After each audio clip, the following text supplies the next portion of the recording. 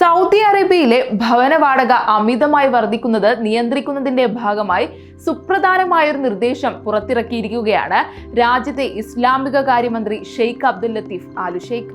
വെള്ളിയാഴ്ചയിലെ ജുമുഅ ഖുതുബ പ്രഭാഷണങ്ങളിൽ രാജ്യത്തെ എല്ലാ ഇമാമുമാരും പ്രസംഗകരും വാടക വർധന വിഷയം ഉൾക്കൊള്ളിക്കണമെന്നും അമിതമായി വാടക വർദ്ധിപ്പിക്കുന്നതിനെതിരെ ബോധവൽക്കരിക്കണമെന്നുമാണ് നിർദ്ദേശം.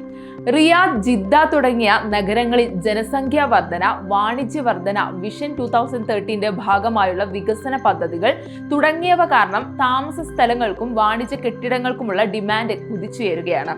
ഇതോടെ റിയൽ എസ്റ്റേറ്റ്, റെന്റൽ മേഖലകളിൽ നിയന്ത്രണാതീതമായ കുതിച്ചുകയറ്റമുണ്ടായി.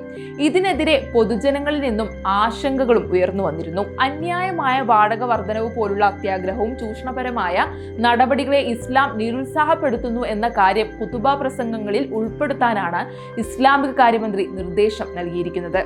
ഇത്തരം നടപടികളുടെ മതപരവും സാമൂഹികവുമായ പ്രത്യാഘാതങ്ങളെക്കുറിച്ച് പൊതുജനങ്ങളെ ബോധവൽക്കരിക്കുക, സാമ്പത്തിക ഇടപാടുകളിൽ നീതിയും സാമൂഹിക ക്ഷേമവും ഉറപ്പാക്കുക എന്നിവയാണ് ഖുതുബയുടെ ലക്ഷ്യം.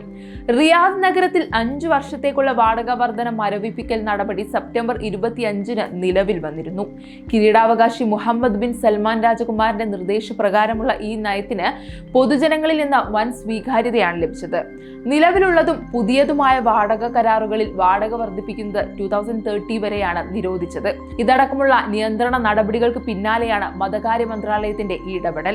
രാജ്യത്തെ ലക്ഷക്കണക്കിന് ആളുകൾ പങ്കെടുക്കുന്ന വെള്ളിയാഴ്ച പ്രസംഗങ്ങളിലൂടെ പൊതുജന അവബോധം വളർത്താനും വസ്തു ഉടമകൾക്കിടയിൽ ധാർമ്മികമായ പെരുമാറ്റം പ്രോത്സാഹിപ്പിക്കാനുമാണ് മന്ത്രാലയം ലക്ഷ്യമിടുന്നത്. നിയമപരമായ സംരക്ഷണങ്ങൾക്ക് പുറമെ മതപരമായ രീതിയിലും ഇടപെടുന്നതോടെ വാടകക്കാരുടെ സാമ്പത്തിക ബാധ്യത ലഘൂകരിക്കാൻ ഇത് സഹായിച്ചേക്കും.